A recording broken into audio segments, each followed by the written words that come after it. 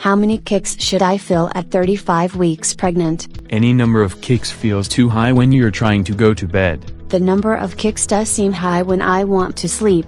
But what is the right number? The number of kicks you'll feel will depend on whether or not the baby is awake, whether you're trying to lay down for the night, and whether or not you just hear a car alarm. Yes, the kick count varies. The standard methodology of capturing the kick count is to sit quietly and count the number of motions you feel over a 2-hour period, assuming the baby is active.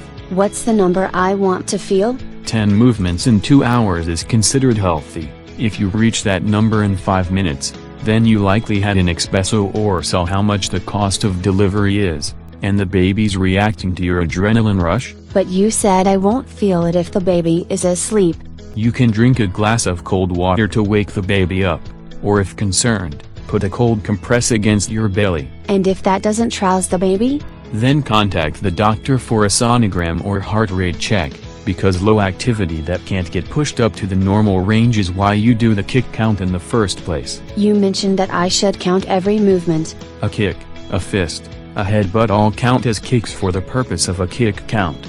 But don't count hiccups. My hiccups tend to make the baby react. I mean when the baby hiccups, and the body slowly shakes up and down like a slow heartbeat.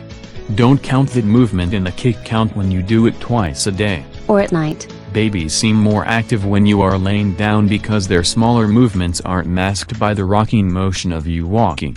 Or the walking put the baby to sleep. That's an option as well, and the baby's sleep schedule is another reason why the kick count seems higher at night. The baby is more active in the late evening and early morning than say 6 a.m. That would be on schedule for a newborn, most eager for the next feeding when you're trying to sleep. This is why they say take the kick count twice a day, ideally morning and evening. Then you have an idea of what is a normal activity cycle through the day for the baby and when the activity is falling off. So a drop-off in activity compared to what I normally feel is a problem? If you normally took half an hour to get to 10 kicks and it hasn't reached that point in an hour, drink some cold water. If you rouse the baby and get 10 kicks within 2 hours, monitor the activity level next time and call the doctor if it takes a long time the second time that day. Why is a drop-off in activity bad when it is lack of activity that you're looking for? Most stillbirths aren't sudden but a deterioration over days, and if you see a decline in activity, the doctor may be able to do a C-section or treat the medical condition before it reaches that point.